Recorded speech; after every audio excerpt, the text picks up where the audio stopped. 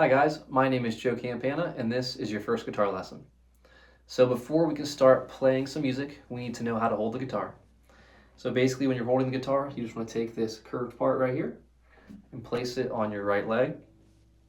You just want it to be comfortable and you want to make sure that your right leg is not tilted down at all, because if it is, the guitar might slide and that just might make it trickier to play.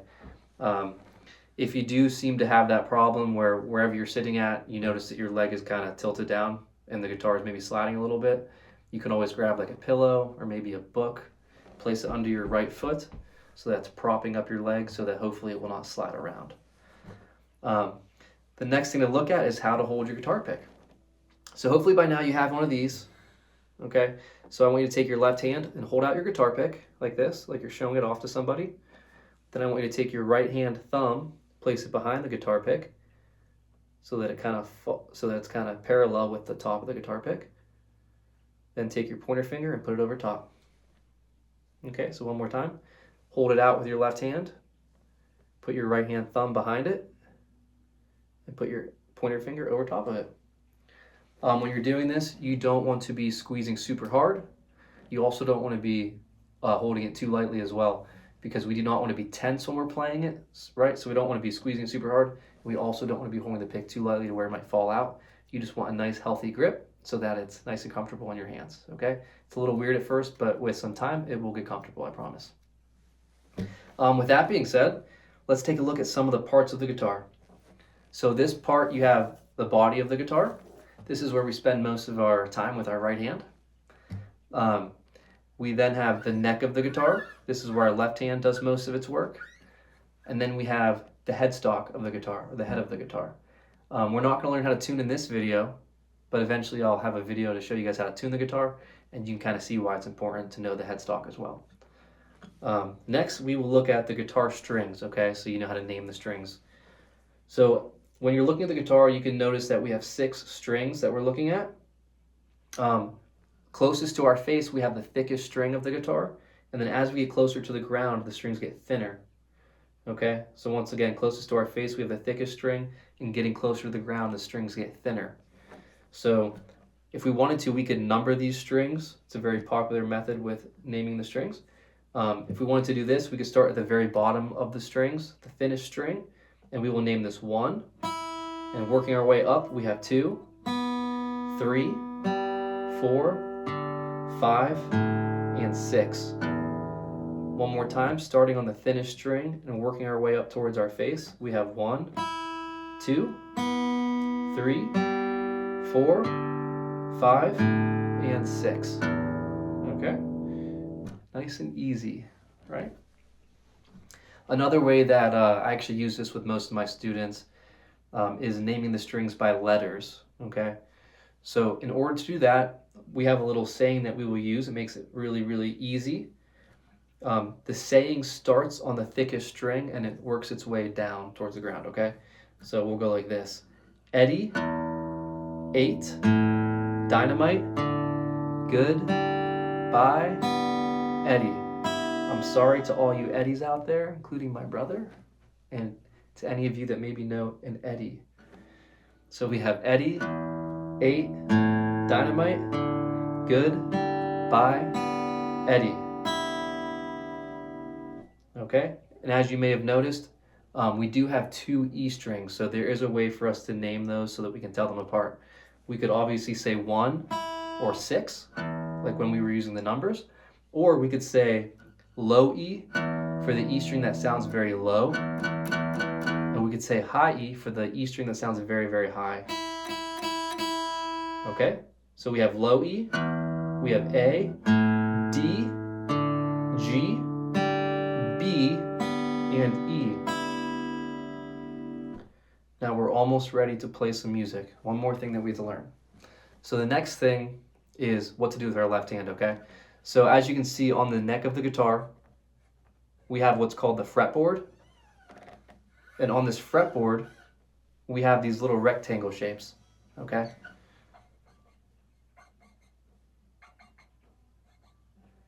So basically what we can do is we can count these 1, 2, 3, 4, 5, 6, 7, 8, 9, 10, 11, 12, and so on and so forth. We can count those to help communicate where we're meant to place our fingers and on what strings, okay? So for example, let's find the 6th fret on the B string. So I would go like this.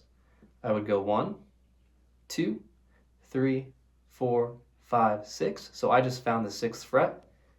It's this fret right here, right? 1, 2, 3, 4, 5, 6. This whole area, right? Now I need the B string. So I can go Eddie, 8, dynamite, good, bye. Eddie, 8, dynamite, good, bye, right? The second thinnest string. And I can press that down on the 6th fret. And that's how we get our note. So when you're pressing down, you want to use the tip of your finger. As you can see, I have a bit of a callus. You can see the little mark on my fingertips. The 6th fret of string B. Press it down hard enough so that it makes a nice clear sound. If you do not press hard enough, you will get that kind of sound, or maybe you'll get this. Right? We want a nice clear sound. Let's try another one. Let's do the 8th fret of string D. This time I'm going to find the string first. Eddie, 8, dynamite. So here's my string D. Let's go to the 8th fret. 1, 2, 3, 4, 5, 6, 7, 8. Okay? Remember, we're going to press that down with the tip of our finger. We can use any finger, really. You could use your first finger. You could use your second finger. You could use your third finger.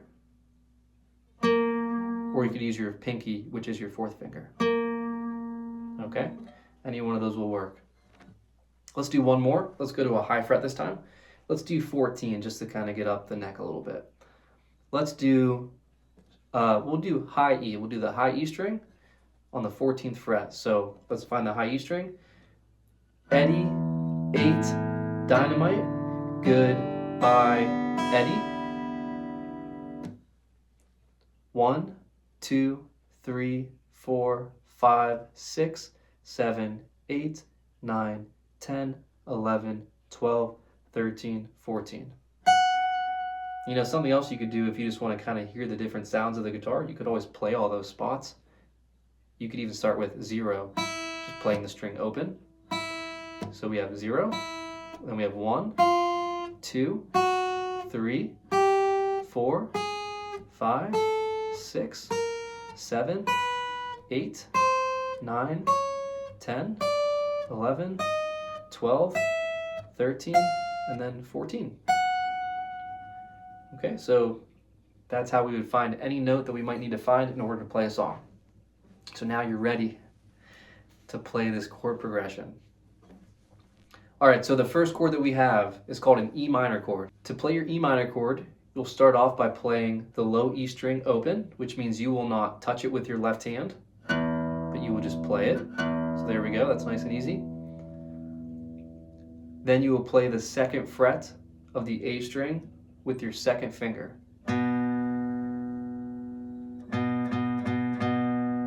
Next, you'll play the 2nd fret of the D string with your 3rd finger. Then you will play G open, you will play B open, and you will also play high E open. Once you do that, you should have a nice clear E minor chord. So when you're doing this, you just want to be careful that you don't touch any of those other strings. We only want to be touching the A string on the 2nd fret and the D string on the 2nd fret. Everything else should be open. If you want to check yourself with this chord or even the next chord that I'll show you in a second, a good way to practice and make sure that everything is ringing out properly is to just go through each string individually and to make sure that there's no buzzing.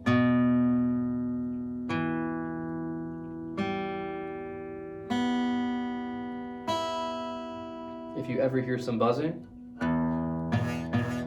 right, maybe you're not pressing down hard enough. In that case, I was not pressing down hard enough. So there, I fixed it. Okay, in this case, this is string G.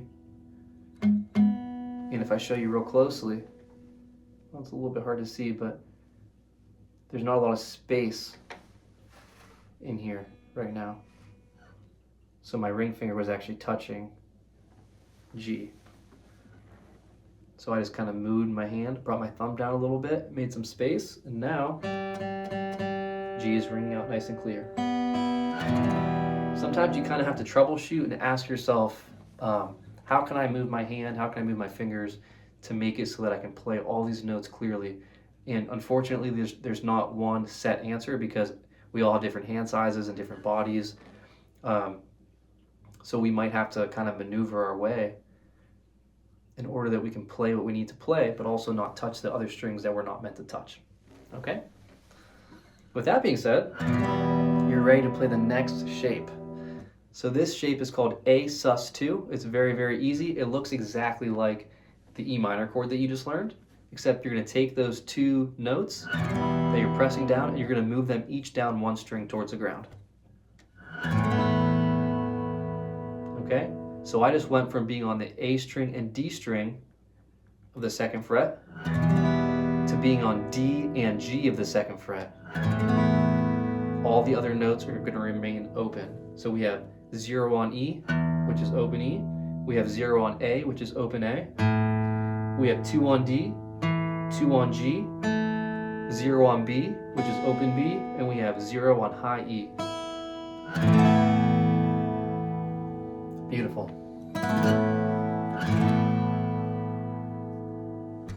Once you can play those two shapes by themselves, then you can maybe try to switch between them, okay? You don't have to do it fast. You just want to make sure that you're going nice and smooth, nice and clear, right? And then, and only then, once you can play them smoothly and clearly, we can try to play them in time, okay? So basically, this is pretty simple. We are going to count to 4 2 times, okay? I do have a reason we're going to count to 4, not 8. We are going to do 4 twice, okay, for each shape. So for the E minor chord, we're going to count to 4. We're going to count to 4 again. For the A sus2 chord, we're going to count to 4, and we're going to count to 4 again. Every single time we count, we are going to strum down towards the ground, okay? So that right hand, nice and relaxed, you're just going to go through those strings, okay? So here it is. E minor, 4 and 4. 1, 2, 3, 4. 1, 2, 3, 4. A sus2, 4 and 4. 1, 2, 3, 4. 1, 2, 3, 4. And eventually you can try to do it again. Just repeat it.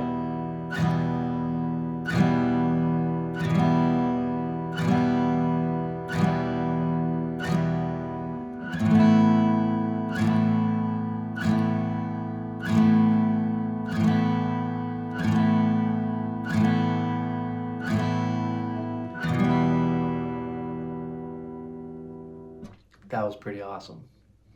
So the next thing that you can try is you can try to add a little bit more to that if that feels comfortable and if you want a little bit more of a challenge.